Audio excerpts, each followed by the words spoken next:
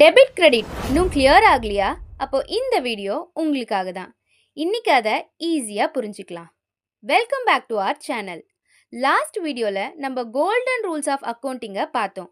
அதில் நாம் டெபிட் கிரெடிட்னு சொல்லிக்கிட்டே இருந்தோம். ஆனால் இந்த டெபிட்னா என்ன, கிரெடிட்னா என்னன்னு தெரிஞ்சுக்கணும் இல்லையா? இதை ஒரு சிம்பிள் ஹிஸ்ட்ரியிலேருந்தே புரிஞ்சுக்கலாம்.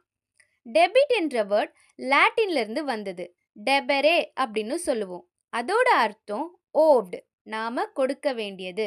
கிரெடிட் என்ற வேர்டும் லாட்டின்ல இருந்து தான் வந்தது. கிரெடரே அப்படின்னு சொல்லுவாங்க.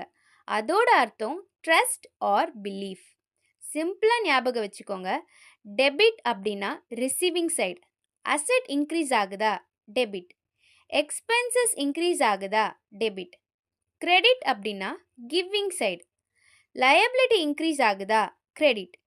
இன்கம் இன்க்ரீஸ் ஆகுதா, கிரெடிட். ஸோ இதை ஒரு ரியல் லைஃப் எக்ஸாம்பிளோட கனெக்ட் பண்ணி பார்க்கலாம். நீங்கள் உங்கள் ஃப்ரெண்டுக்கிட்ட இருந்து 100 ரூபாவை வாங்குறீங்க. இந்த இடத்துல நீங்கள் பணத்தை வாங்குறீங்க. ஸோ உங்களோட பிஸ்னஸ்க்கு அசெட் இன்க்ரீஸ் ஆகுது. அதனால் டெபிட். இங்கே உங்கள் ஃப்ரெண்ட் என்ன பண்ணியிருக்காங்கன்னா உங்கள் மேலே நம்பிக்கை வச்சு பணத்தை கொடுத்துருக்காங்க. So credit. ஞாபகம் வச்சுக்கோங்க, வாங்குறவங்கள டெபிட்னும் கொடுக்குறவங்கள கிரெடிட்னும் சொல்லுவோம். இப்போ உங்களுக்கு டெபிட் கிரெடிட் பற்றின ஒரு ஐடியா வந்திருக்கும். அது இன்னும் ஸ்ட்ராங்காக புரிஞ்சுக்கணுன்னா அடுத்த வீடியோவை மறக்காமல் பாருங்கள். தேங்க்யூ.